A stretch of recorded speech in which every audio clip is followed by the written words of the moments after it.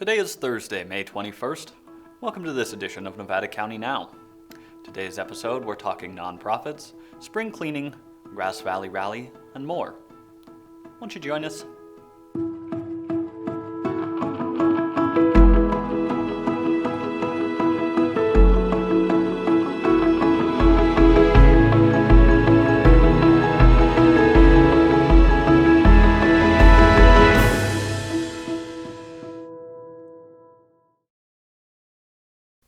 Hello and welcome to Nevada County Now. I'm your host, Cole Pettit. Our top story tonight, nonprofits in our community. There are more than 60 local nonprofits, some big and some small, which offer critical services to those in need in Nevada County. Many of them rely on fundraiser events, which have been canceled or postponed due to the current pandemic. Community Beyond Violence's biggest fundraiser, a daddy-daughter dance called the Red Carpet Ball, has been canceled. Executive Director Stephanie Fisher said the event, which was set for March 21st, usually draws 550 to 600 people and raises approximately $30,000. She continued, "The fundraising efforts that we do throughout the year allow us to make ends meet and allow us to do things we want to do in the community that grants don't provide for, like community outreach and education, awareness campaigns, and things like that. We don't do a ton of fundraising every year, but we really depend on that money, especially the daddy-daughter dance." Hospitality House's Empty Bowl fundraiser, which was originally set for March 14th but has been postponed, is one of two major fundraisers for the local community shelter and homeless advocacy center. Ashley Quadros, Hospitality House's development director, said, "Last year we raised about $35,000. The event not being able to go in its traditional fashion has been a major hit to our organization." For smaller nonprofits like Sierra Services for the Blind, the postponement of its Gold Country Golf Classic fundraiser is a major blow, said Executive Director Richard Crandall. The annual tournament, originally scheduled for May 1st, is the second largest fundraiser for Sierra Services for the Blind and brings in anywhere between $4,000 to $5,000. While some of these organizations have been able to secure some additional funds to offset costs, any additional help is welcomed. If you're interested in donating to a local nonprofit, visit cnlsierra.org for a list of all the local nonprofits with links to their websites. And be sure to check out Walter Ford's article in theunion.com for more details on our local nonprofits. Tomorrow, Nevada City is hosting its annual spring cleaning event. It's the city's 6th annual citywide spring cleaning for downtown and the Seven Hills area. Takes place from 9 a.m. to 2 p.m. Participants are asked to check in at the Chinese parking lot at 412 Commercial Street. The focus will be on trash, weed, graffiti, and sticker removal, as well as repainting lamps, curbs, and benches. In a Facebook post, Nevada City Mayor Renette Senum said, "There's an inherent sense of pride knowing you have made Nevada City a better place to live, and one can't help but have some ownership in the good work that has been accomplished. This is a perfect antidote to feeling depressed, powerless, lonely, or overwhelmed. So come on out of your home. If you are concerned about social distancing, please come with your mask on, and we have a limited supply of latex gloves." They will also have some tools, paint, and brushes, but ask that if you have tools of your own for weed removal, that you bring them. Last week, Environmental Health announced the creation of the temporary food facility car hop events intended to support local food vendors and provide the community with a safe way to get their favorite summer treats. Yesterday, they announced that applications are now open to food vendors looking to participate. Vendors can sign up by visiting mynevadacounty.com/carhopsignup. These events are scheduled to run every Saturday and Sunday at 11 a.m. to 3 p.m., May 30th through July 26th, except for the July 4th holiday weekend. Each event will feature 10 new vendors, giving local owner-operators a chance to showcase their cuisine at the Eric Rood Administration Center parking lot at 950 Maidu Avenue in Nevada City.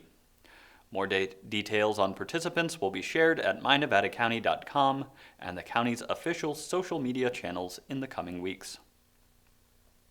Tomorrow, Grass Valley will host a rally in support of reopening local businesses.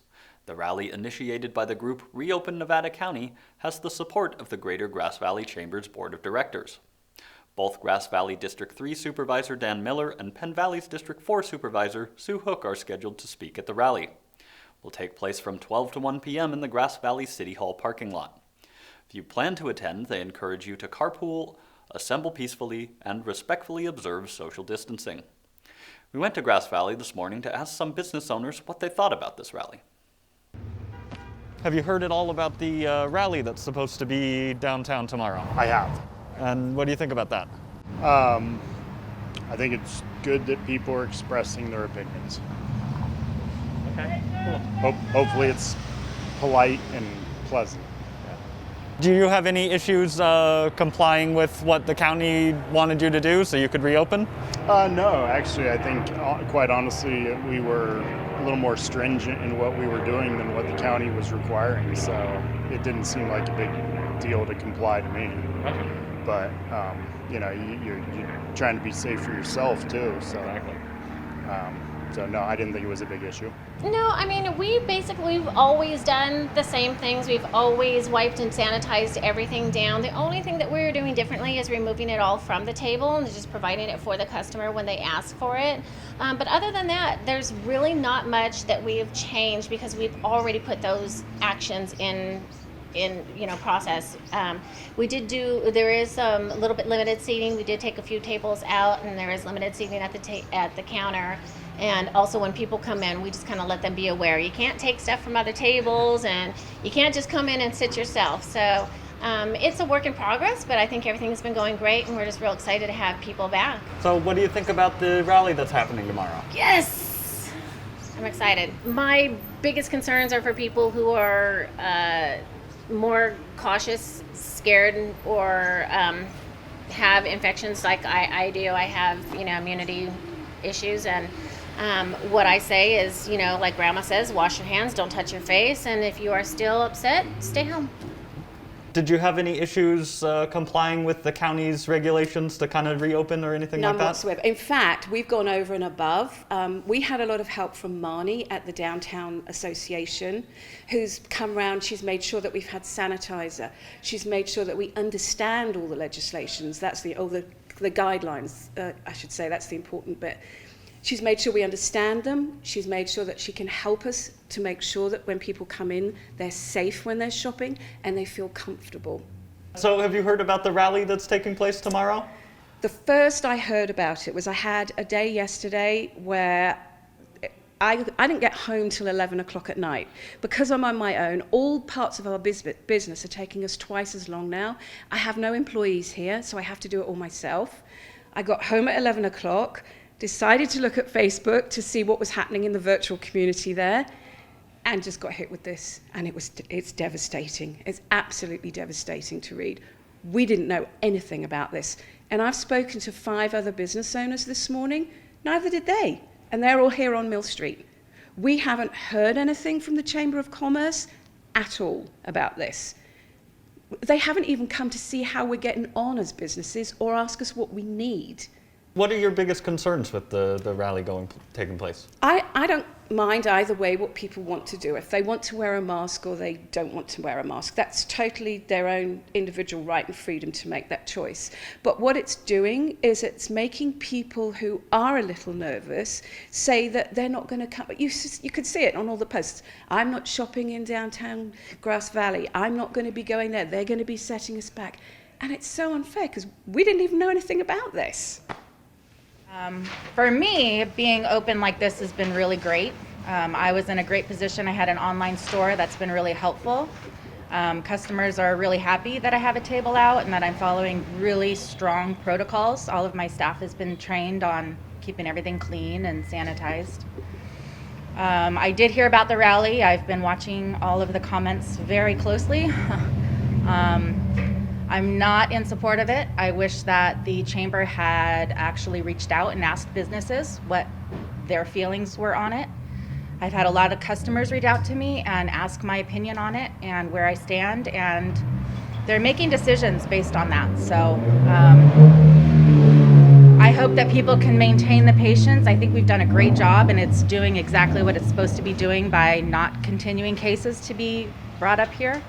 And I'm worried that that's going to happen as people just get more and more comfortable, and our leaders are suggesting that people go out. And so I don't know. I'm nervous about it. I hope that people really pay attention and think about what it means if all of this goes haywire and we get shut down. So everybody comes up and everybody gets corona, then we're shut down. So I'm worried that people are opening too fast and they're not really taking it seriously. And there's a lot of us that are, and we're being so diligent. And we want our downtown to be open, but I feel like we're doing it right at this point. And why push? Why keep pushing? All of the shops here have been trying so very, very hard to make sure that all of our customers feel safe and comfortable when they come here. And that if they have got something that they would like or they need, they don't even have to come into the shop still. We'll do curbside delivery. They can find us online. They can look at our websites. They can phone us and we'll put things aside for them and make sure that they can come in. That's all of it. We're all doing everything we can to try and make sure that our local customers are being looked after. And if you do want to see Grass Valley not become a ghost town, all we would ask is please just don't take all of these other political or everything else that's going on. Please just support the local businesses, the local small businesses, because we're fighting really hard right now to try and survive. Thanks to everyone who took the time to talk with us today. We'll be back tomorrow to get some footage of the event, so be sure to tune in for that.